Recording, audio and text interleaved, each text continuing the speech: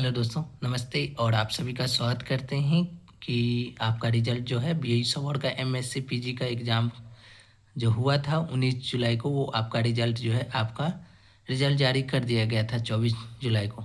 बहुत fast process हुआ था और इसमें रिजल्ट आने के बाद बहुत सारे लोग बहुत मायूस हैं कि सर मेरा इस बार रैंक अच्छा नहीं आया है। और जितने भी लोग पहले तो क्वालिफाई किए हैं उन्हें बधाई हो। और आपका भी रिजल्ट शो हो गया है, तो आप मुझे व्हाट्सएप करिएगा। साथ में आपका जो भी आप कोर्स से जुड़े थे और रिजल्ट हुआ है तो आप मुझे अपने ना फ़ोटो आईडी कार्ड ज़रूर भेज दीजिएगा मुझे अपने व्हाट्सएप नंबर पर, नंबर 8541992825।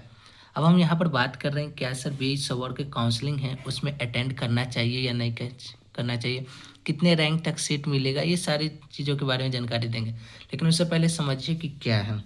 सबसे पहले समझिए कि ये जो है आपका कितना है, तो 144 टोटल सीट है। और काउंसलिंग करें या ना करें ये भी बता रहे हैं। अगर आपकी रैंक फ्री सीट के लिए और पेड सीट के लिए क्या करना चाहिए, देखिए अगर आप फ्री सीट की बात कर रहे हैं तो फ्री सीट में टोटल कितने हैं, 96 सीट है। 96 सीट है और 2 जो सीट्स है वो क्या है, नूरसराय कॉलेज में रिजर्व्ड है। ठीक है, यानी कि ये फ्री वाली सीट है। और बाकी ये जो है आपका पेड सीट है, वो पेड सीट कितने हैं, पेड सीट में 46 सीट है। तो क्या सर कितने रैंक तक मिलेगा, तो आपको स्क्रीन पे दिखा दे रहा होगा कि सबसे पहले फ्री वाले सीट की बात करें कि अगर आपका जनरल का जो सीट है वो 80 से 90 के बीच में ख़त्म हो जाता है। यानी कहने का मतलब है इसमें जनरल में ऑल कैंडिडेट आएंगे और 80 से 90 रैंक तक एबव वाले को ख़त्म हो जाता है। क्योंकि इस बार रिजल्ट जल्दी आ गया तो इस बार आपको सीट भी जल्दी फिल हो जाएंगे।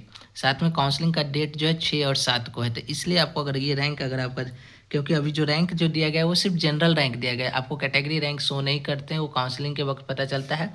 लेकिन जनरली हम बता देते हैं जनरल रैंक के अनुसार ये आपका डाटा बनाया गया है, क्योंकि वो हर बार की तरह इसमें प्लस माइनस 5-10 हो सकते हैं। ठीक है, लेकिन ये हम जहाँ तक देख रहे हैं अगर 80 से 90 के बीच में फ्री सीट भर जाते हैं, ईडब्ल्यूएस में 120 से 140 यानी जनरल रैंक है तो आपको भर जाएंगे। बीसी यानी ओबीसी BC2 में 120 से 160 के बीच में भर जाते हैं। ईबीसी में फ्री सीट के लिए 180 प्लस माइनस 10 हो सकते हैं। एससी में जो है आपका 200 से 250 के बीच में फ्री सीट मिलते हैं। एसटी में अंदर 350 भी चला जाता है क्योंकि इसमें सीट बहुत कम होते हैं और कैंडिडेट कम होने के कारण ये जल्दी भी भर सकती है, बाद में भर सकते हैं। लेकिन क्या सर अब ये तो फ्री सीट बता दे, पेड सीट किसको किसको मिलेगा, तो ये देखिए अगर आपका जो जनरल में अगर आपका जनरल रैंक 250 से 350 के बीच में है तो आपको पेड सीट मिलेगा। लेकिन मेजर सीट मिलेगा कि माइनर सीट मिलेगा ये कंफर्म नहीं होगा, क्योंकि वो जो सीट अवेलेबल होगा लेना होगा, नहीं लीजिएगा तो पीछे वाले लेंगे। ईडब्ल्यूएस में है जो कि 350 से 90 के बीच में, ईडब्ल्यूएस में 390 तक के मिल जाएगा सीट, प्लस माइनस होते रहते हैं 10-20। बीसी में क्या है कि 430 से 450 तक फिर पेड सीट मिलेंगे। ईबीसी में 450 रैंक तक और एससी में 500 और एसटी में इसका अगर सीट खाली रहेगा तो उससे एभव भी जाते हैं। ये जो हम आपको बताए हैं ये टोटल फ्री और पेड सीट पर काउंसलिंग करे या ना करे। अगर आपका रैंक इतने के अंदर आ रहा है तो फ्री सीट लेना चाहते हैं तो आप काउंसलिंग अटेंड करिए, नहीं तो नहीं करिए, कोई फ़ायदा नहीं है। उसके अलावा बात करें कि क्या सर हम काउंसलिंग में जाएं, अगर आपकी रैंक इतने हैं और आप चाहते हैं फ्री सीट लेना तो आप जाइए। पेड सीट लेने से क्या फ़ायदा, पेड सीट में ना स्कॉलरशिप मिलेंगे ना हॉस्टल मिलेंगे। तो इससे क्या है कि एक अच्छा ऑप्शन की दूसरे ऑप्शन की तलाश करिए। क्योंकि अभी और दूसरे ऑप्शन की बात करें तो नागालैंड यूनिवर्सिटी में पीजी का एडमिशन जो काउंसलिंग का डेट है वो आपका 28 जुलाई तक हो गया। 28 जुलाई का कहने का मतलब है कि अगर आप सीयूटी का एग्ज़ाम दिए हैं तो अप्लाई कर दीजिए और 3 सब्जेक्ट के लिए अप्लाई करिएगा। इसके बारे में हम जिक्र करेंगे, कॉलेज बहुत अच्छा है। लेकिन इसके अलावा देखिए कि ये जो कितने रैंक तक सीट मिलेगा, तो हम बता दें कितने रैंक तक है तो सीट मिलेगा, नहीं तो कोई फ़ायदा नहीं काउंसलिंग में अटेंड करने से।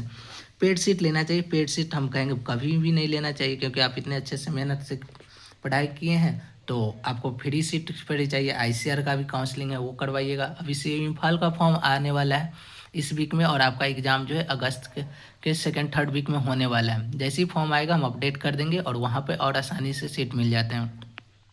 पेड सीट लेना चाहिए कि नहीं, पेड सीट कभी मत लेना चाहिए, क्योंकि पेड सीट बहुत महंगा है ना स्कॉलरशिप, और इस बार भी सुन रहे हैं कि फ़ी बढ़ेगा, अब क्या है नहीं है वो बता देंगे। साथ में इसके बाद बता अगला कदम तो बता दिए नागालैंड यूनिवर्सिटी का है वो। और जिनको अगर चाहिए कि हमको अच्छा कॉलेज चाहिए तो अच्छा कॉलेज के लिए अच्छा रैंक लाना ज़रूरी होता है। और अगर रैंक ख़राब है तो कोई फ़ायदा नहीं काउंसलिंग अटेंड करने से। साथ में डॉक्यूमेंट लिस्ट क्या क्या होना चाहिए, डॉक्यूमेंट लिस्ट में हम आपको अभी भी हिंट दे देते हैं। आपका जितने भी है, अगर आपके पास टेंथ 12th ग्रेजुएशन का जो है, आपने जहाँ से बीएससी किए थे उसका मार्कशीट मतलब कहने का मतलब मार्कशीट चाहिए एंड सर्टिफिकेट। ग्रेजुएशन में मार्कशीट सभी सेमेस्टर का चाहिए, और नहीं तो उसके जगह पर ट्रांसक्रिप्ट। ठीक है, ट्रांसक्रिप्ट के अलावा आपको पीडीसी चाहिए, पीडीसी के अलावा आपको माइग्रेशन चाहिए। ठीक है, ये कंपलसरी है। इसके अलावा अगर बात करें तो सीएलसी कॉलेज लिविंग सर्टिफिकेट, कहीं कहीं पर माइग्रेशन को सीएलसी माना जाता है। इसके अलावा कैरेक्टर सर्टिफिकेट, और इसके अलावा आपके पास क्या है कि कैरेक्टर सर्टिफिकेट के अलावा आपका अगर कोई रिजर्वेशन के लिए है तो रिजर्वेशन कैटेगरी सर्टिफिकेट, यानी कैटेगरी सर्टिफिकेट होना चाहिए। तो ये बहुत ज़रूरी है। अगर क्या सर हमको ये बहुत रैंक लो आया है कि इससे ज़्यादा वाले को नहीं मिलेगा, इससे ज़्यादा रैंक वाले को नहीं मिलेगा, तो हम यही कहेंगे कि अगर आप लोग का रैंक लो है तो ध्यान से इस वीडियो को देखिए। और अगला कदम यह है कि आप दूसरे कॉलेज के लिए चॉइस करिए जिनका सेंट्रल यूनिवर्सिटी ऑफ सॉफ्टवेयर में वेटिंग लिस्ट में भी अगर मिले तो वहाँ ले लीजिएगा, क्योंकि वहाँ हॉस्टल फैसिलिटी और सब मिलेगा।